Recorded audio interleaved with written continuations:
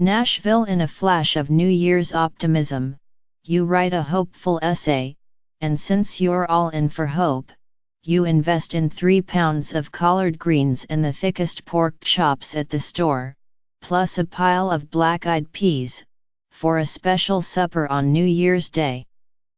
You don't even care for collard greens or pork chops or black-eyed peas, but in the American South this is luck-producing food. The President of the United States is engaged in a war of insults with a nuclear-armed enemy, and this is no time to take a chance with luck. It's probably not good parental form to urge your mostly grown children to take at least one bite of black-eyed peas, but remarking on the food choices of the adults at your table is not your worst offense.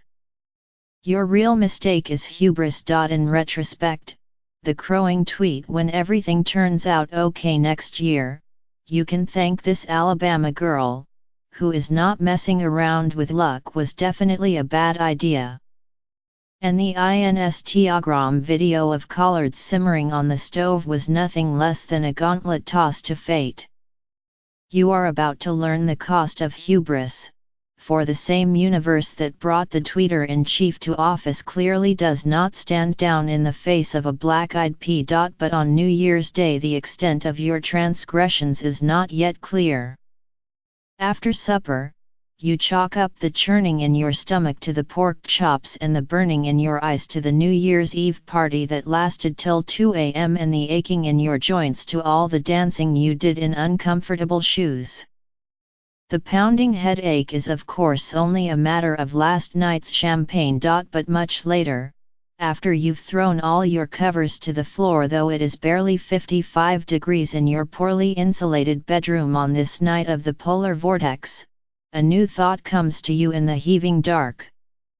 You did not indulge in all that much champagne. How much champagne could there possibly have been in those wee little flutes? Hardly any. By the next morning that thought has coalesced into something of a certainty, or at least what approximates certainty for a brain in the midst of a murderous headache. This misery doesn't feel like sleep deprivation or champagne oversupply. This particular torment is feeling a lot like influenza. Oh, but surely not, you've had a flu shot. You always get a flu shot in October.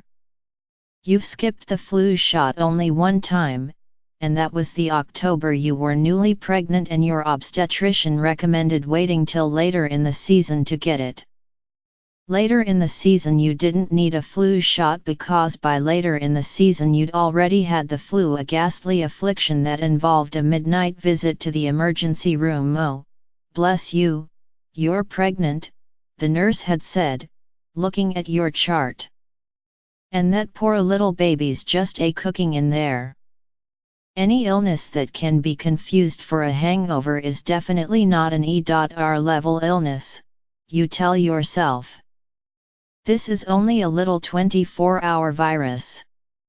While you were stocking up for New Year's luck, the grocery store was crowded with coughing hordes of bleary-eyed snifflers.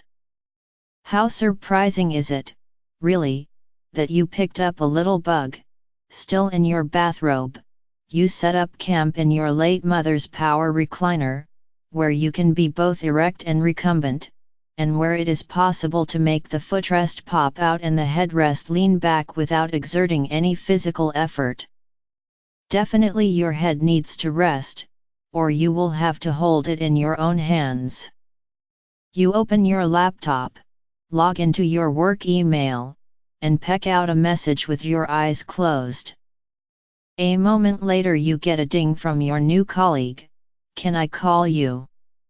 When the phone rings, all that comes out of your mouth are unrelated vowels and the occasional question mark. It might take me a while to get this, your new colleague says diplomatically, her words echoing in your throbbing head. You type C.D.C flu map into your search engine. The image that pops up is of a country engulfed in flu. You click the play button on the interactive map and watch as no flu activity in October turns into a holiday blitz of germ warfare across the nation. There is something mesmerizing about the flu map, something almost reassuring. Watching it unfold confirms that you have not been singled out for suffering, that you alone are not the target of some giant cosmic payback for overweening New Year's ambition. Your eyeballs are on fire, but horror leads you to keep clicking, and you learn that a moderately severe flu season kills an average of 56,000 Americans. And that this flu season, which hasn't even peaked yet, is already classified as moderately severe. And that the flu shot this year is a poor match for the deadly flu now in circulation. The good news is that getting the flu shot does reduce the chance that flu will kill you. So maybe it is safe to go to sleep. Maybe if you sleep for a week you will wake up well. Before you shut down your laptop and give in to the obvious, you learn that the word influenza derives from the Latin for under the influence of the stars. And no matter what your Alabama grandmother might have told you, no pot of greens simmering in pork fat will force the stars to bring good luck.